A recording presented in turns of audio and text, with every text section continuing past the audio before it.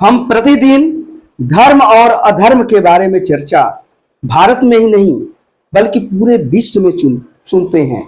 और प्रत्येक देश के या प्रत्येक समाज के व्यक्ति दार्शनिक अपने अपने तरीके से धर्म और अधर्म को परिभाषित करते रहे हैं। इसी संदर्भ में गोस्वामी तुलसीदास जी ने रामचरितमानस में धर्म और अधर्म को बहुत ही सुंदर एवं सारगर्भित तरीके से समझाया है।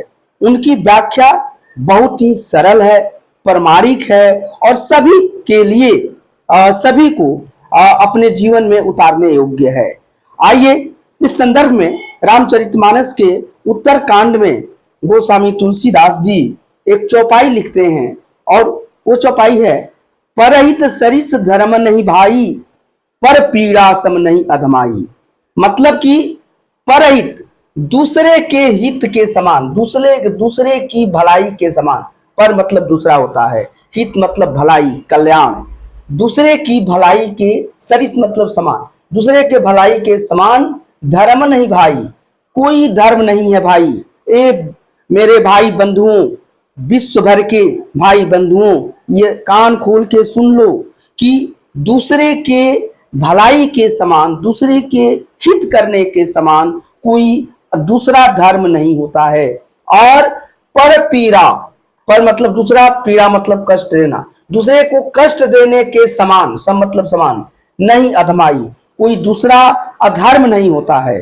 तो यानी धर्म और अधर्म की परिभाषा सिर्फ यही है कि अगर आप दूसरे की भलाई करते हैं, दूसरे का उपकार करते हैं तो यह धर्म है, और दूसरे को कष्ट पहुंचाते हैं तो यह अधर्म है। और इससे बड़ी और इससे सुंदर इसकी सहज परिभाषा हो नहीं सकती है। हम सभी लोगों को इसे अपने जीवन में अपनाना चाहिए।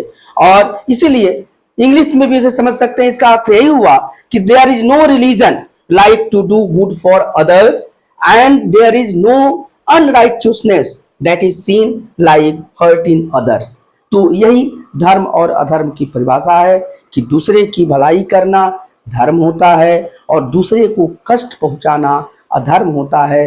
परहित सरिस धर्म नहीं भाई, पर पीड़ा सम नहीं अधमाई। धन्यवाद।